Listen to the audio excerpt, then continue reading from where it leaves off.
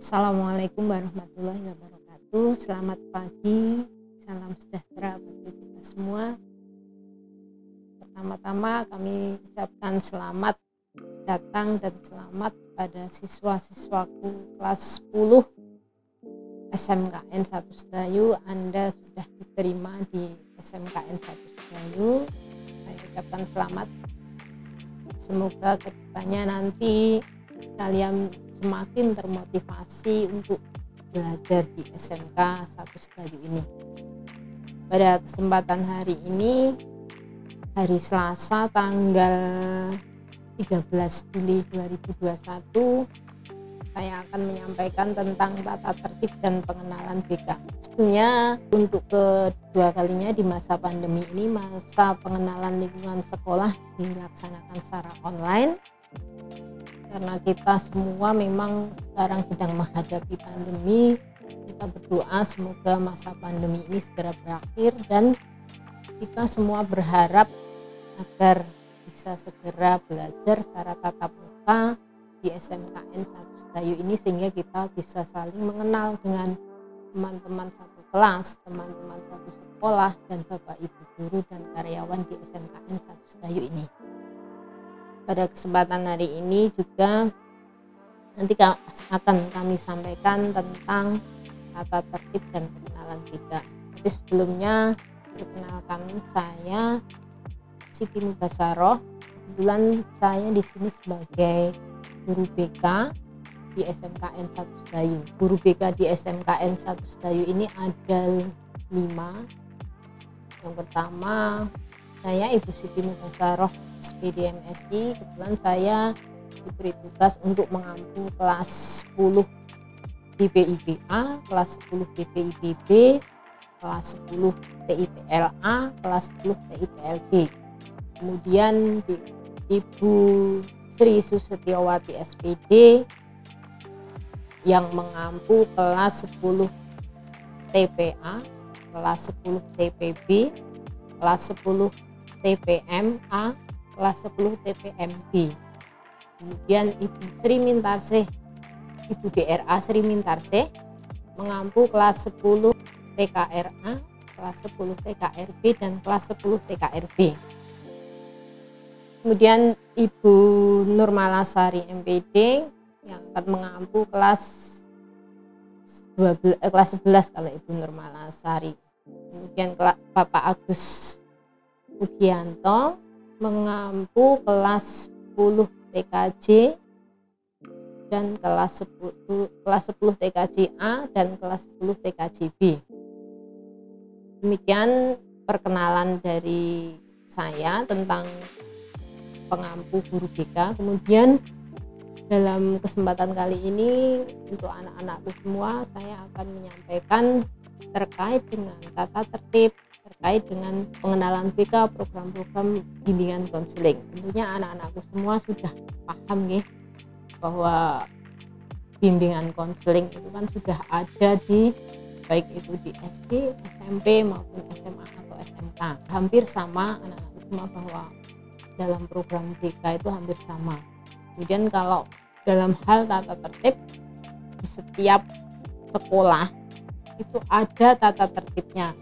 Ketika kita memasuki suatu lembaga atau suatu sekolah dimanapun itu mempunyai tata tertib. Dalam hal ini tata tertib kita disesuaikan dengan lingkungan sekolah kita. Dalam tata tertib ini Anda tentunya bisa melihat apa yang harus kalian kerjakan, apa yang tidak boleh kita kerjakan. Tata tertib itu bukan sesuatu hal yang tata tertib dibuat itu bukan sesuatu hal yang harus dilanggar, tapi harus ditaati dan dipatuhi. Nah, sifatnya tata tertib itu sifatnya memang memaksa, sama halnya ketika kita dalam hukum pidana, hukum perdata itu kan sifatnya memaksa. Nah, sama halnya tata tertib di setiap lembaga itu sifatnya memaksa. Anak-anakmu semua sudah diberi buku pedoman MPLS. Nah, di situ sudah ada tata tertibnya anak-anakku semua. Tata tertib itu adalah suatu hal yang memang harus kita taati. Kadang ada hal yang kita ya sering dijadikan meme atau sering dijadikan guyonan bahwa tata tertib itu dibuat untuk dilanggar. Enggak, sebenarnya tata tertib itu harus ditaati. Sifatnya adalah memaksa. Tata tertib di SMK 1 Sedayu, anak-anakku semua sudah menerima buku pedoman MPLS. Nah, di situ sudah tertuang tata tertib apa saja yang harus anak-anak semua lakukan. Misalnya kalau saat tatap muka berangkat sekolah jam 7 harus sudah ada di lingkungan sekolah. Nah, kemudian berpakaian seragam. Nah, ada ketentuan-ketentuan tersendiri. Senin sampai Rabu abu-abu putih. Kemudian Kamis Jumat itu memakai seragam batik. Nah, seperti itu salah satu contoh tata tertib yang harus kita taati. Kemudian kaitannya dengan pembelajaran, misalnya pembelajaran yang harus kita lakukan jam 7 sudah harus masuk sekolah. Ketika tidak di masa pandemi, tapi ketika di masa pandemi ini, karena kita semua pembelajarannya online, jadi jam 7 anak-anak semua harus sudah siap mengikuti pembelajaran online. Kalian di rumah itu bukan libur, tetapi pembelajaran dialihkan atau di metodenya dengan online. Di situ nanti juga ada presensi yang harus anak-anakku semua isi. Jadi sebelum jam 7 harus sudah siap mengikuti pembelajaran online. Nah, itu salah satu tata tertib yang ada di SMKN 1 Sedayu. Kemudian terkait dengan pengenalan BK, tadi sudah saya sampaikan bahwa dalam pengenalan BK ini saya akan menyampaikan apa tuh bimbingan konseling. Mungkin kalian sudah paham bimbingan konseling yang ada di SMP itu mungkin hampir sama dengan yang ada di SMK atau SMA yang saat ini sedang Anda tempuh. Bimbingan konseling itu adalah pelayanan bantuan untuk peserta didik baik secara perorangan maupun kelompok agar mandiri dan bisa berkembang secara optimal dalam bimbingan pribadi, sosial, belajar maupun karir melalui berbagai jenis layanan dan kegiatan pendukung berdasarkan norma-norma yang berlaku. Jadi nanti dalam bimbingan konseling ini apa yang kita lakukan adalah memberikan pelayanan bantuan kepada peserta didik baik perseorangan atau kelompok agar bisa mandiri berkembang secara optimal dalam hal kaitannya dengan pribadi, sosial, belajar maupun karir. Kemudian apa saja komponen program dalam bimbingan konseling? Ada 4 hal, yaitu pelayanan dasar, perencanaan individual, pelayanan responsif, dan dukungan sistem. Nah, 4 hal strategi dalam pelayanan dasar tadi ada bimbingan klasikal, bimbingan kelompok, kerjasama dengan guru mapel dan wali kelas, kemudian kerjasama dengan orang tua. Seperti halnya begini, ketika kita mau mengadakan seperti sekarang ini masa orientasi, ini kan kita sedang masa orientasi, artinya masa pengenalan. Nah, ini kita lakukan dalam bimbingan kelompok atau bimbingan klasikal. Kita mengenalkan tentang lingkungan di SMKN 1 Sedayu, lingkungan yang akan kalian masuki selama kalian belajar di SMKN 1 Sedayu.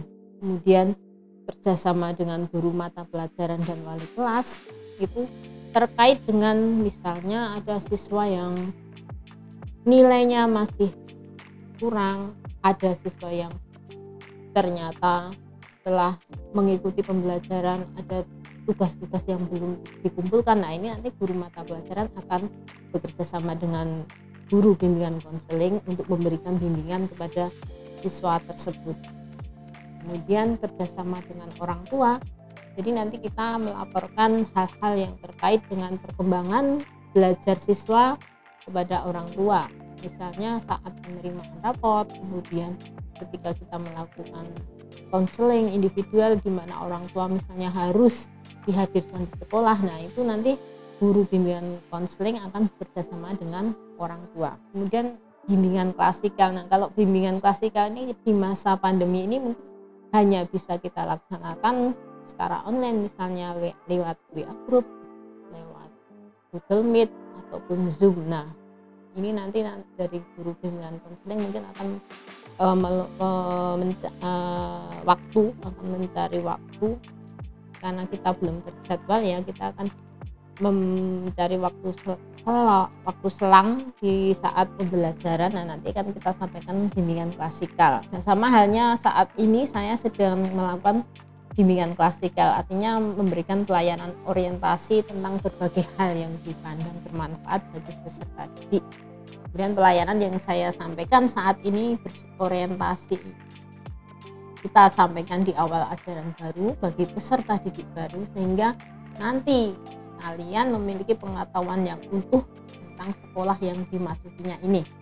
Kemudian pelayanan informasi diberikan kepada peserta didik tentang berbagai aspek kehidupan yang dipandang penting bagi mereka, baik melalui komunikasi langsung maupun tidak langsung. Jadi dalam hal ketika orientasi ini saya menyampaikan tentang bimbingan konseling, nanti Bapak Ibu guru yang lain, baik itu dari waka kurikulum, kemudian waka sarana prasarana, kemudian dari K3 atau kepala bengkel, kemudian dari kepala jurusan, nah itu akan menyampaikan tentang jurusan-jurusan yang sedang kalian masuki ini. Jadi nanti kalian akan melihat juga akan mengerti jurusan apa tuh yang saya pilih ini, apa saja yang akan saya pelajari nanti. Nah, itu namanya bimbingan klasikal di masa orientasi peserta didik ini.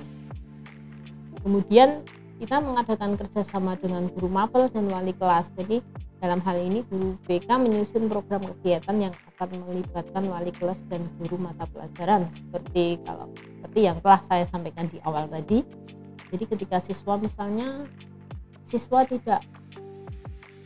tidak bisa mengikuti pelajaran, siswa banyak sekali yang tugas-tugas yang belum dikerjakan atau mengalami kesulitan dalam hal mengikuti pelajaran. Nah, itu nanti kita akan bekerja sama dengan guru mapel dan wali kelas. Kemudian kerjasama ini bertujuan untuk memperoleh informasi tentang peserta didik, membantu memecahkan masalah peserta didik atau masalah siswa-siswa semua ketika kalian menghadapi masalah yang terkait dengan mata pelajaran. Kemudian kerjasama dengan orang tua, saya sampaikan di awal tadi bahwa untuk meningkatkan kualitas program BK, guru BK perlu melakukan kerjasama dengan orang tua peserta didik, antara lain dengan cara misalnya kita mengundang orang tua ketika ada siswa yang terlambat dalam belajar, ada siswa yang ketika kita sudah memberi bimbingan kok masih juga kesulitan dalam menghadapi pelajaran atau banyak sekali tugas-tugas yang belum dikerjakan. Nanti kita akan kerjasama dengan orang tua, bisa orang tua kita panggil ke sekolah atau bisa juga dengan menggunakan layanan via WA karena memang sekarang masanya masa pandemi, dan bisa juga saat pembagian rapot. Jadi nanti informasi tentang perkembangan belajar kalian, informasi tentang perkembangan pribadi, perkembangan sosial maupun karir akan tersampaikan kepada orang tua. Kemudian bimbingan kelompok. Nah, ini kalau bimbingan kelompok ini biasanya kita laksanakan ketika ada hal-hal tertentu yang misalnya kita bagi dalam kelompok-kelompok kecil. Nah, ini mungkin waktu SMP kalian juga pernah diberikan bimbingan kelompok sama halnya. Di sini juga nanti kita akan sampaikan tentang bimbingan kelompok. Kemudian masalahnya itu yang bersifat umum dan tidak rahasia. Jadi bimbingan kelompok ini ditujukan untuk mengembangkan keterampilan dan perilaku baru yang lebih efektif dan produktif. Dan tadi kan ada pelayanan dasar, sekarang pelayanan responsif. Pelayanan responsif ini diberikan ketika ada hal-hal mendasar yang harus segera kita selesaikan. Seperti konsultasi. Anak-anak bisa konsultasi ke BK. Jadi dalam hal ini di BK itu bukan hanya menangani siswa-siswa bermasalah. Jadi siswa-siswa ketika berkaitan dengan prestasi, berkaitan dengan kan anak-anak pengen tahu tentang informasi tentang gimana atau cara untuk mencari pekerjaan, kemudian misalnya untuk melanjutkan ke pendidikan yang lebih tinggi. Nah, itu bisa konsultasi ke BK. Jadi BK itu bukan polisi sekolah, BK bukan hanya menangani anak-anak siswa yang bermasalah. Jadi kalian sama di sini seperti dalam pelayanan responsif ini bisa di layanan konsultasi, anak-anak bisa meluangkan waktu atau jika ingin berkonsultasi silahkan datang ke ruang BK. Orang tua juga bisa berkonsultasi ke guru BK. Bapak ibu guru yang lain juga bisa berkonsultasi ke guru BK.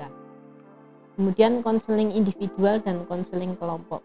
Konseling ini diberikan ketika ada peserta didik atau siswa yang menghadapi permasalahan, kemudian memang harus segera diselesaikan. Nah, itu kita memberikan konseling kepada siswa.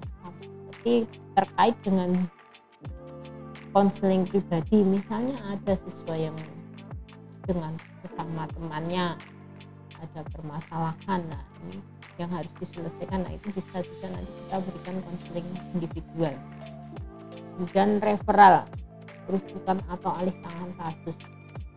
Dalam hal ini ketika siswa mengalami permasalahan yang terkait dengan hal-hal yang misalnya kriminal, kemudian sakit kronis, kemudian masalah-masalah yang memang tidak bisa diselesaikan oleh BK karena BK tidak berkompeten dalam hal tersebut, nah maka kita menggunakan rujukan atau alih tangan kasus. Misalnya siswa terlibat dalam tindak pidana, nah saya tidak mengharapkan terjadi di sini ya.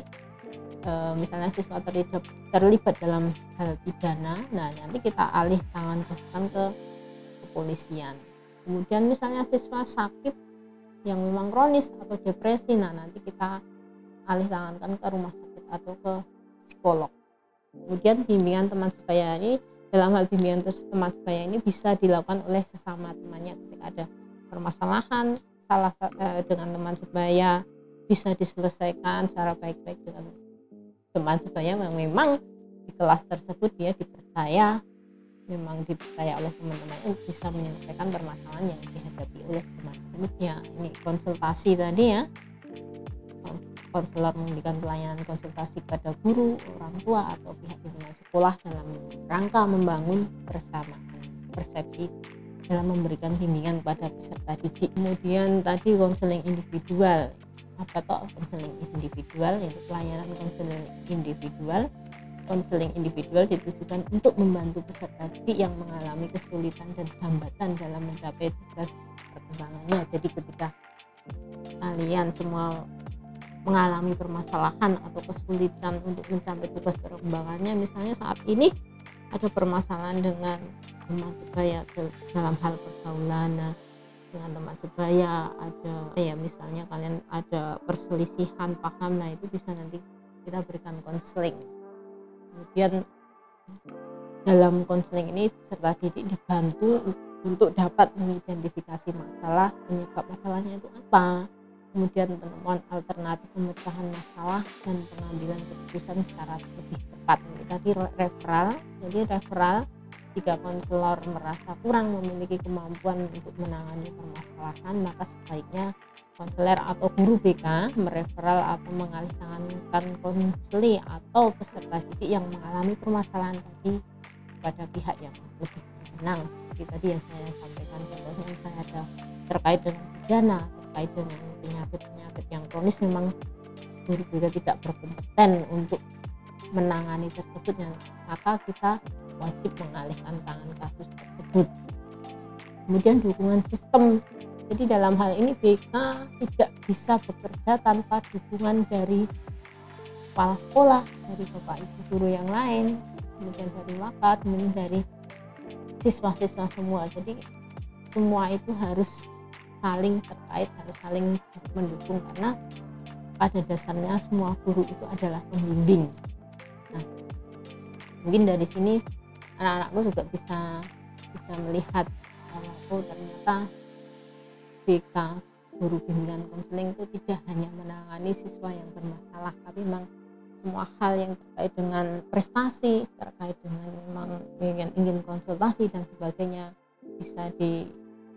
kalian bisa ke guru BK atau bisa juga ke wali kelas. Nah, itu nanti tergantung permasalahan yang ingin Anda sampaikan.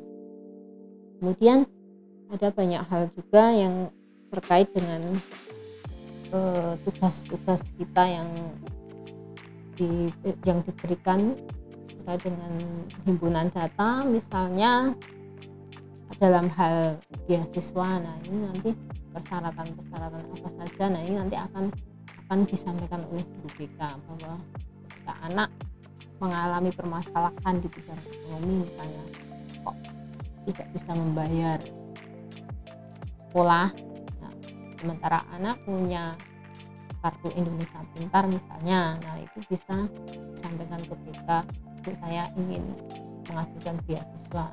Mungkin di awal kemarin di awal pendaftaran kalian sudah mengumpulkan kartu-kartu jaminan sosial yang bisa kalian gunakan untuk mengajukan beasiswa. Nah ini nanti ada pengumuman resmi yang akan disampaikan, itu biasanya nanti guru BK yang juga menangani hal-hal tersebut. Saya rasa hanya itu saja yang dapat saya sampaikan.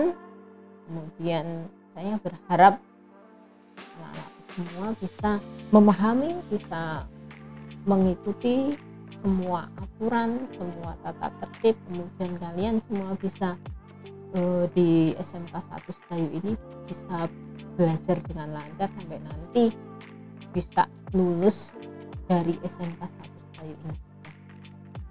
Demikian yang saya sampaikan terkait dengan tata tertib dan pengenalan BK. Ada kurang lebihnya saya mohon maaf. Saya akhiri. Assalamualaikum warahmatullahi wabarakatuh.